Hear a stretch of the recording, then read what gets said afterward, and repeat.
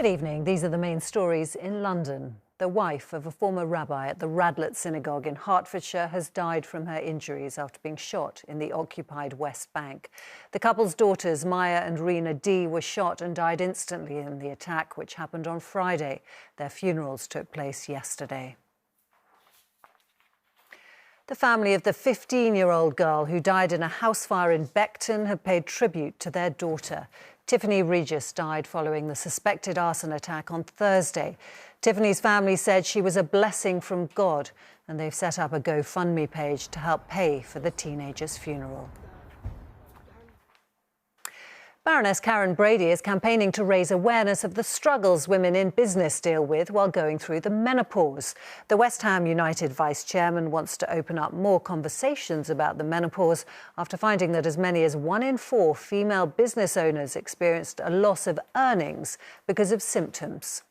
What's really important is to support women in running their businesses. If you think about it, small business amounts to 99% of all businesses in this country, and only a third of those are run by women. And some of the difficulties that those women are trying to manage about being taken seriously, gender bias, and also the menopause means it's a conversation we have to have, because we want to encourage women in business. We want to encourage more small businesses. They're a lifeline to our economy. And therefore, it's important to understand what are the difficulties, what are the barriers, what are the issues women are facing, and to talk about them.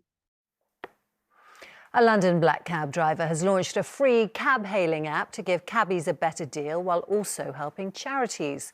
Mickey Harris created the Unify London app after being inspired by his late wife Barbara, who regularly joined him on taxi charity trips to the continent before her death last year. It was actually her idea to actually do this ourselves. We could actually make it and build an app that was right for the whole community, for the whole of the London community, and also for all the drivers and for the charities. And she could actually see the potential of something like this. And so she said, we just need to get all the drivers to bond together, to unify. And that's where the name came from, to unify, to try to unify London taxis, to actually work together for the greater good of the community and for the whole taxi trade. A man from Tooting is attempting to climb to Everest Base Camp while living with long COVID. In 2020, Charlie Russell was devastated to discover he was not recovering from his COVID infection. Charlie is now raising money for the charity that's been helping him through it all. Anil Adami has more. I'm really nervous about it, but I'm so excited. I've dreamt of this moment for a long, long time. A long-term dream being fulfilled after a long-time illness. Charlie Russell's climbing the world's highest peak, but it's no mean feat after he caught COVID in 2020, which turned into long COVID.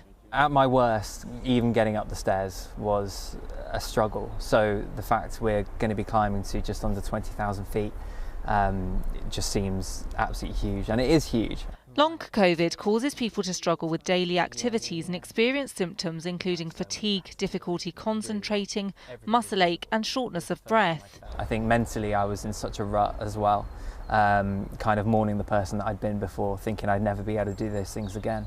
So the fact that I am able to do those things again, it feels like a miracle. In the UK, an estimated 1.9 million people have long COVID, with some of the highest levels in the country in London and the South East. 3 years on, Charlie's recovered but says he's living with new limitations. He's on day 3 of his trek from Tooting and has already passed Kathmandu in Nepal en route to Mount Everest. COVID isn't over for a lot of people, and it won't be for a very, very long time. And just because you can't see it doesn't mean that it's not there. Charlie wants to raise awareness and funds for the charity Long COVID SOS, helping people with the illness. And while acknowledging reaching this point is no walk in the park, he wants his summit to leave people believing there is hope on the horizon. Anil Adami, ITV News. We now know where thousands of people will line the streets of the capital for the King's coronation procession. The route has been unveiled. It will start at Buckingham Palace, down the Mall, onto Trafalgar Square and Parliament Square before arriving at Westminster Abbey for the service on May the 6th. The King and Queen Consort will ride in the Diamond Jubilee State Coach, first used in 2014, before returning in the Gold State Coach used in every coronation since the 1830s. It's been pretty wet and windy across the capital for most of the day. Let's see how the rest of the week is shaping up. Here's Aisling with the forecast. ITV London weekday weather is sponsored by Octopus Electric Vehicles. Car, charger and energy. Hello there and a very good evening to everybody at home. Well, it's already fairly blustery out there, but certainly a windy spell of weather to come through Tuesday afternoon and into Wednesday as well. A scattering of showers around day on day, if not longer spells of rain, so certainly damp through the week. Turning that a little bit more settled though by the weekend, and with that temperatures will start to pop back up again. Out there at the moment, though, we still have some showers around, but the showers becoming less frequent through tonight. And for many of us, Tuesday morning is a dry start. A little fresh, though, a little bit breezy. Temperatures dropping back to around 4 to 6 degrees Celsius. So good spells of sunshine around through Tuesday morning. Now, as we head through Tuesday, there'll be increasing amounts of cloud coming in from the southwest. And by the afternoon, that cloud will thicken and lower and we'll start to see some heavy showers. Temperatures around 14 degrees Celsius, so a touch cooler tomorrow. And it's also going to be blustery as well. But just down to the southwest, you can see we have got some fairly heavy rain to push through. So let's just take a look at the bigger picture. That's this weather front here bringing some very strong winds. That'll push out eastwards into the continent. And then this low pressure system wraps around this next weather feature.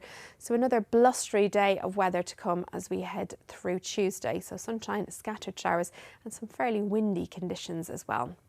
Then from Wednesday into Thursday, we do have more showers around, at times quite cloudy on Friday with further showers. But as we head into the weekend, it looks like a little ridge of high pressure is building in, and that means the weather's going to just slowly settle down. Some sunshine around through Saturday, and in the sunshine, temperatures will start to recover just a little bit, and then highs of 15 by Sunday. Bye-bye. ITV London weekday weather is sponsored by Octopus Electric Vehicles. And that's all from us for now. We will be back tomorrow, though, with updates in Good Morning Britain from 6 o'clock. Until then, from everyone on the London team, goodbye.